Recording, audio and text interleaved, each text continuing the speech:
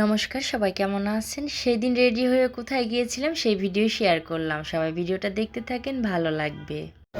সে খাওয়ার পর বাণিজ্য মেলা যাবে, কিন্তু তার বাণিজ্য মেলা যাওয়া বন্ধ করে দিয়েছি।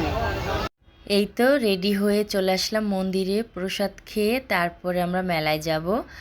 আর আমাদের এই মন্দিরটা অনেক বড় ছিল, এখন হাতির ঝিলের রাস্তা হওয়াতে মন্দিরটা ছোট হয়ে গেছে, তাই 4 তলা করেছে। এটা 3 তলার ছাদ, এটা এখনও কমপ্লিট হয় নাই, হবে।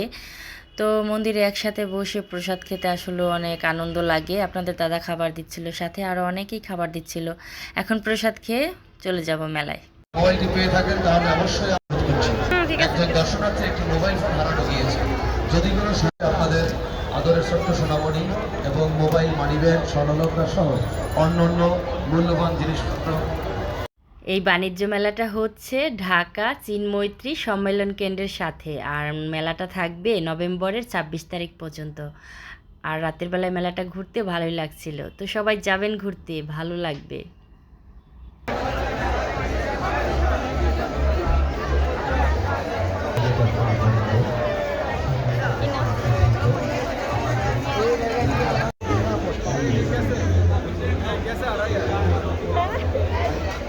গরম আছে গরম, বলো কিতনা গরম হে।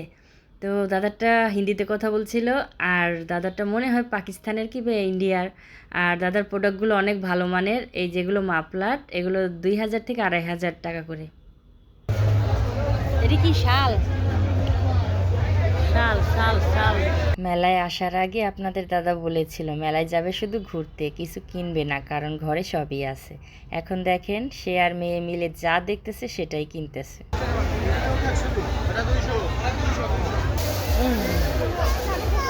এটা কি নষ্ট হবে না তো? না আবার কি বলেন?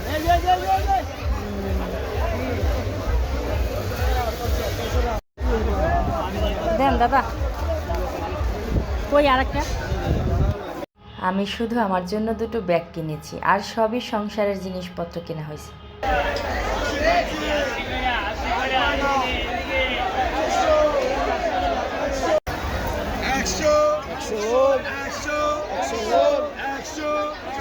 এখানে এক পিস 100-150 টাকা করে জিনিস পাওয়া যায়। তো এই বাটিগুলো অনেক কিউট ছিল, তাই ছেলে মেয়ের আইসক্রিম খাওয়ার জন্য নিলাম, আর কিছু গ্লাস নিলাম।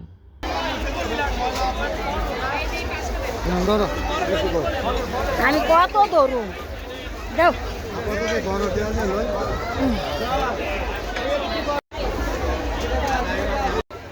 এগুলা কি পিঠা নাকি?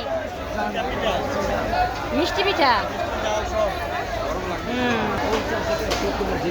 এখানে সব ধরনের শুকনা ভাজা খাবার পাওয়া যায়, আবার কাঁচাও পাওয়া যায়, পোলাওর চাল থেকে শুরু। তারপরে আমি কিনলাম এখান থেকে পাঁপড়, বাড়িতে গিয়ে ভেজে খাবো। আবার এখান থেকেও ভেজে বিক্রি করে।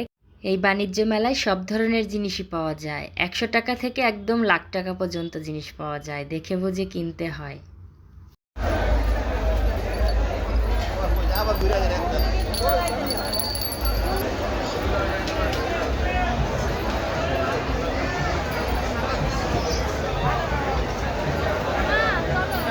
চলো, কি কিনছো?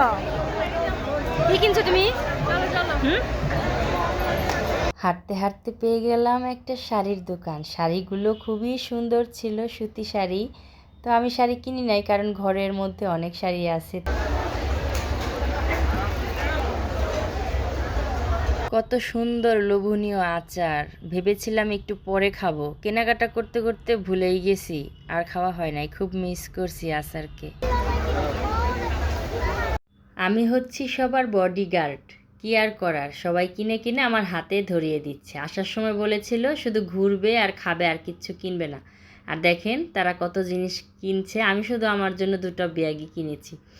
তো তারপরে যাই হোক, আমি আবার এখান থেকে পাপোশ দেখতেছিলাম, আর আমি যে পাপোশটা চাচ্ছিলাম সেটা এখানে পাচ্ছিলাম না, কিন্তু এখানে অনেক সুন্দর সুন্দর পাপোশ আছে। আর আমি দেখতেছিলাম যে ওই রকম দেখা যায় কি না। পর ওনাকে জিজ্ঞেস করলাম, উনি বললো এখানে যা আছে এগুলাই। তারপরও আমি খুঁজছিলাম আর কি। তো একটা লাল পেলাম, কিন্তু ওই রকম পাই নাই। মোটামুটি আছে, আমার কাছে ভালো লাগছে।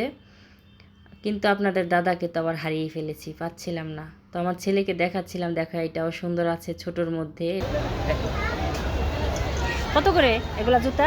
এখানে 800, 1000, 1200। এটাই পছন্দ হয়েছে। এটার মধ্যে একটু দাগ আছে, ওইটা আপনি একটু ওইখান থেকে চেঞ্জ করে দেন। কাপড়টা আর কি। হ্যাঁ হ্যাঁ।